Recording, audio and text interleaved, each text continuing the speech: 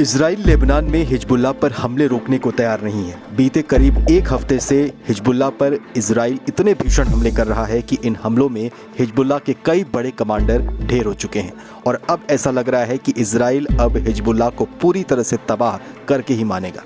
आपको बताएं तो अमेरिका और फ्रांस ने लेबनान में 21 दिनों के लिए लड़ाई को रोकने की अपील की थी, लेकिन इस युद्ध विराम के प्रस्ताव को इजराइल ने पूरी तरह से नकार दिया है। बीते एक हफ्ते से ही इजराइल की ओर से हिजबुल्लाह के ठिकानों पर किए जा रहे हमलों में लगभग 700 लोगों की जान जा चुकी है। इन हमलों से पहले जब लेबनान में पेजर ब्लास्ट हुए थे तो हिजबुल्लाह के कई लड़ाके मारे गए और सैकड़ों घायल हुए थे।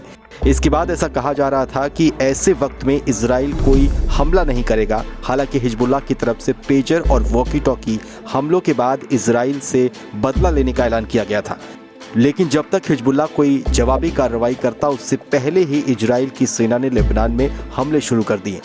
इजराइल की सेना का दावा है कि वो हिजबुल्लाह की सैन्य क्षमताओं और सीनियर कमांडरों पर फोकस कर रहा है, लेकिन नागरिकों की बढ़ती मौत अंतर्राष्ट्रीय स्तर पर चिंता का विषय है। एक अंतर्राष्ट्रीय संस्था की माने तो इस लड़ाई की वजह से लेबनान में 2 लाख से ज्यादा लोगों को अपने घरों को छोड़ना पड़ा है।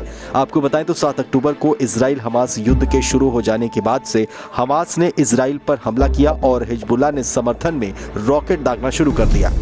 इस युद्ध के शुरू होने के बाद लेबनान में 1500 से ज्यादा लोगों की मौत हो चुकी है।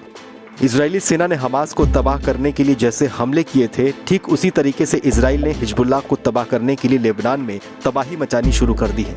इस संकट को लेकर कूटनीतिक प्रयास भी जारी हैं। ब्रिटेन के प्रधानमंत्री ने संयुक्त राष्ट्र महासभा में लेबनान के प्रधानमंत्री नजीब मिकाती से मुलाकात की है। इसमें उन्होंने नागरिकों की मौत पर संवेदना व्यक्त की है और युद्ध विराम और बातचीत के माध्यम से समाधान की बात की है, लेकिन इजराइल अब शांति के मूड में बिल्कुल नजर नहीं आ रहा है।